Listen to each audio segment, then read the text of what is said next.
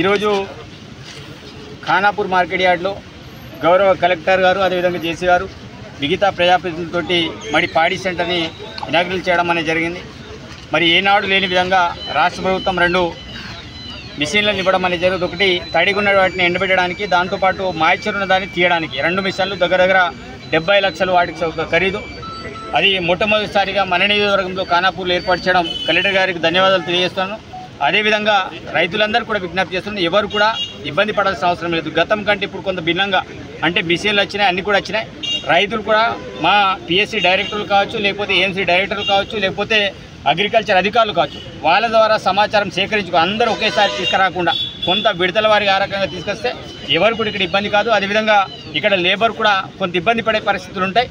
కాబట్టి మీరు కూడా కొంత తెలుసుకొని ఏ సందర్భంలో తీసుకురావాలి, ఏ టైంలో తీసుకురావాలి, తప్పకుండా మేమంతా కూడా అన్ని రకాలుగా ఏర్పాటు చేసాం. ఇంకా భవిష్యత్తులో కూడా ఇంకా ఏమైనా చేయాలనుకున్నా ప్రభుత్వ పరంగా అన్ని రకాలుగా ఏర్పాట్లు చేస్తాం. గౌరవ కలెక్టర్ అదేవిధంగా జేసీ గారితో మరి పాడి సెంటర్ని ఇనాగ్రేట్ చేయడం అనేది జరిగింది. రైతులందరికీ ఒక మంచి సౌకర్యార్థం ఒక 2 మిషన్లు తీసుకురావడం అనేది జరిగింది. ఏదైతే తడిగా ఉంటే దాన్ని ఎండబెట్టడానికి ఒక మిషన్, దాంతోపాటు ఒకటేమో దానికి సంబంధించిన మాయిశ్చర్ తీసే మిషన్. ఆ 2 ఒక మిషన్ ఏమో 50 లక్షలు, ఇంకో మిషన్ ఏమో దగ్గర 20 లక్షలు. రాష్ట్ర ప్రభుత్వం మొట్టమొదటిసారిగా మన నియోజకవర్గంలో ఖానాపూర్ మార్కెట్ యార్డ్లో పెట్టడం అనేది జరిగింది.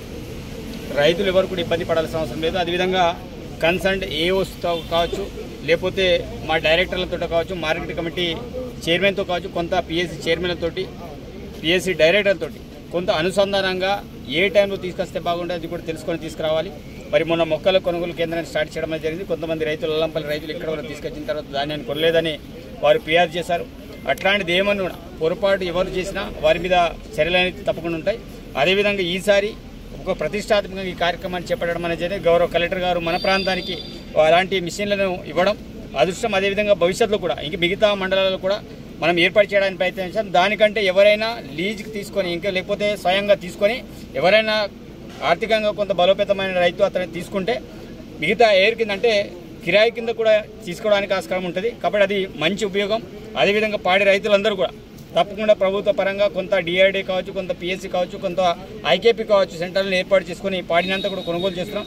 అతి భారీ వల్ల నష్టాల వల్ల ఎవరైనా వర్షాల పరంగా నష్టపోయినా అలాంటి రైతులను కూడా గౌరవ ముఖ్యమంత్రి గారు ఆదుకుంటామని చెప్పడం అనేది జరిగింది. ఎవరు కూడా ఆందోళన చెందాల్సిన అవసరం కూడా లేదు. అసలైన తొలి వెలుగు.